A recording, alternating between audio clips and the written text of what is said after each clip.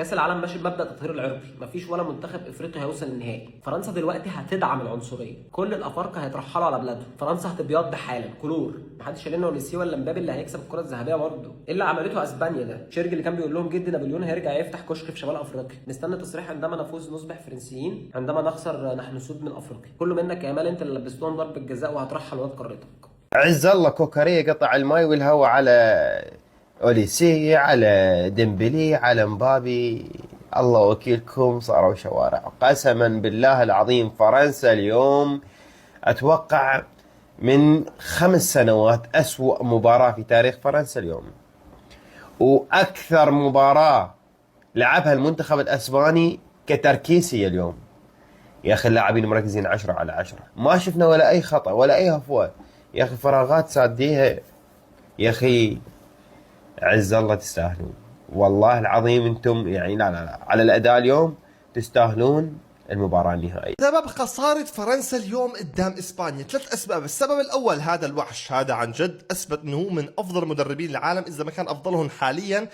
خرافي بالامكانيات اللي عنده، بالاسماء اللي عنده، حجم منتخب فرنسا بكامل نجومه. والسبب الثاني هو التور الهايجي اللي فوق، لانه هذا حرام يدرب نادي الحارة اللي عنا. يعني كونيم ادى اداء جميل وما احلاه، بيروح بنزل لي تشاوميني الراجع من اصابه، الكمال ما بيلعبوا بنادي الحاره نفسه. وبعدين شاف انه ديمبلي اخذ غفوه على اليمين واوليزي مانو بافضل ايامه. شرقي ليش ما بيلعب؟ شرقي بجوز حيكون افضل لاعب ضد اسبانيا، لانه هو الوحيد اللي بيعرف يحافظ على الكره مثل خلو العالم، وباصاته جميله مثل اوليزي. والسبب الاخير والاهم هو ولدنا رودري، افضل وسط بالعالم.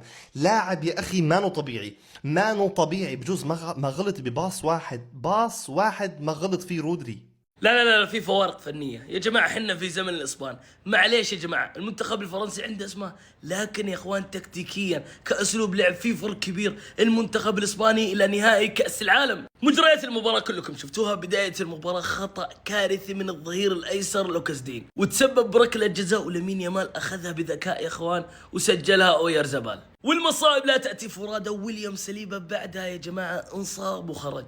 اوليسي زي ما شفتوا يا اخوان ايضا سلم من البطاقه الحمراء، وانا ما ادري كيف ما اخذها والحكم رجع الفار. واللاعب اللي دخل مكان سليبه بتمركز كارثي منه بيدرو بورو يا اخوان اخترق دفاع فرنسا، انا ما ادري كيف، من الظهير يا جماعه. فجاه لقى نفسه منفرد قدام المرمى، وفنش يا جماعه عظيم جدا، وما يسوونه الا مهاجمين كبار. حسم المباراه.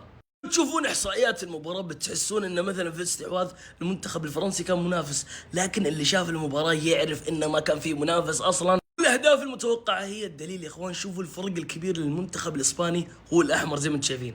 توقع نهاية ديشام اليوم يا إخوان كتبها بنفسه، مباراة كارثية، واللاعبين اليوم ما حد قدم مباراة كبيرة، الكل سيء، ومين يتحمل؟ المدرب. أما ديلو فينتي يا إخوان مباراة تكتيكية على أعلى مستوى، مدرب تاريخي، مدرب عظيم. عموما يا جماعة المنتخب الإسباني فاجأ الجميع. الكل تقريبا كان يتوقع أن فرنسا رايحين النهائي على سكواد والإمكانيات اللي عندهم، لكن إسبانيا يا إخوان بكل قوة تتأهل للنهائي. أعطونا رأيكم في الكومنتات على المباراة، لا تنسوا اللايك وفولو حسابات كلها فوق. تشاو رجعتي.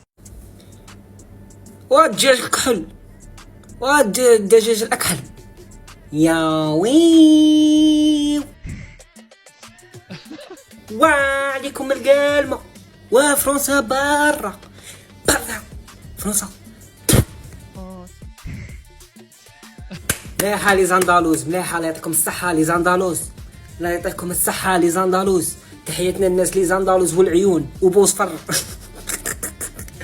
اي فرنسا برا. اي اسبانيا هذه كلاوكم، خداوكم. هذه كما قالت جدتي، خداوكم بولا. هذه هي.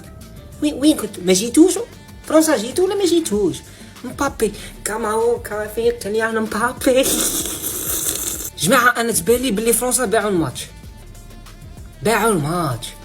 شغل المغرب باعوا الماتش لفرنسا، وفرنسا باعت الماتش لاسبانيا، واسبانيا غادي تبيع الماتش لارجنتين في لا فينال. تبرانا في كروسيس، والله لا تبرانا في كروسيس. الاسبان ربحت 2-0 فرنسا، وانا شجعت الاسبان شجعتهم وما يطلعوش هذا. واش الله يرحم الوالدين يقولوا لي واش هذه هي فرنسا اللي لعبت كونتر المغرب؟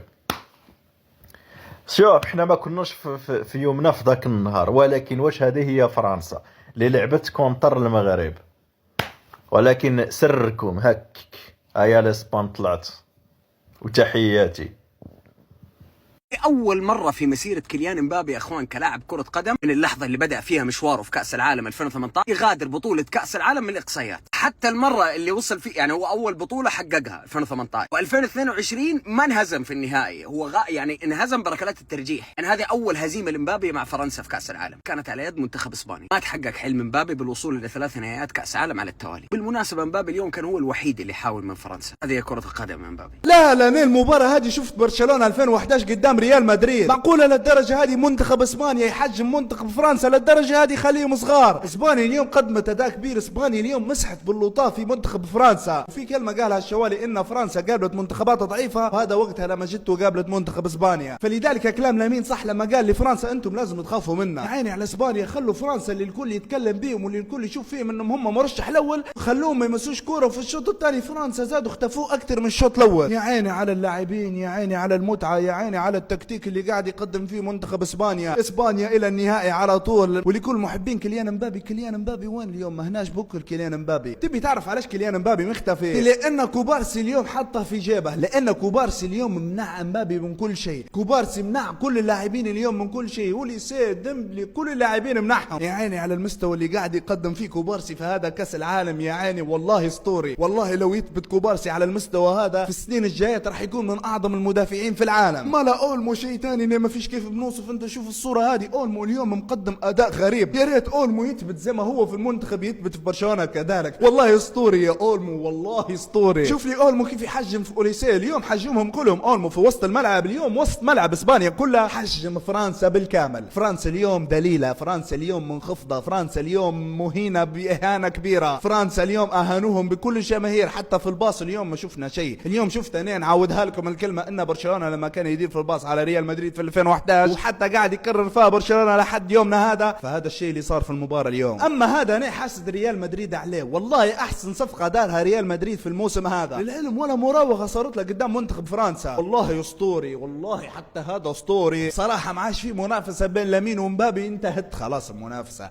انهي المنافسه وانهي كل المباريات اللي صارت بيناتهم. مبابي في كل البطولات ما قدر يدير شيء قدام لامين يامال. نتحداك انك انت تجي تقول كلام غير الكلام اللي انا قلته. انا ما قلدتش من مبابي، لكن في المواجهات لامين يامال التوب على مبابي. وهيك منتخب اسبانيا للنهائي استنوا منتخب انجلترا ولا منتخب الارجنتين، راح يكون نهائي نار. تخيل انت منتخب اسبانيا يتلاقى مع منتخب انجلترا ولا منتخب الارجنتين. يعني يا عيني على المتعه، وباذن الله منتخب الارجنتين هم اللي راح يتاهلوا. واكتبوا لي توقعاتكم على نتيجه مباراه الارجنتين وانجلترا. بس باوع، بس شوف الوقفة التخاذلية هاي، وقفة كيليان مبابي المشهورة التخاذلية. انت جريت من برشلونة وهسوية اسبانيا، انت ما تقول لي انت سويت بالمنتخبات، سويت بالاندية، مفعصتهم تفعص، مدمرت الكل تدمير. جمهور ريال مدريد صفوا نيتكم، صفوا قلبكم، كافعوا في برشلونة، مو قاموا يسمون جمهور ريال مدريد الفقر. يعني شجعتوا بدوري ابطال اوروبا ضد برشلونه وخسرنا الانديه، شجعتوا هسه المنتخبات وخسرنا. بعد عمي كافي ارحموا كوكب الارض، ارحموا لا يصير شيء بكوكب الارض من وراكم.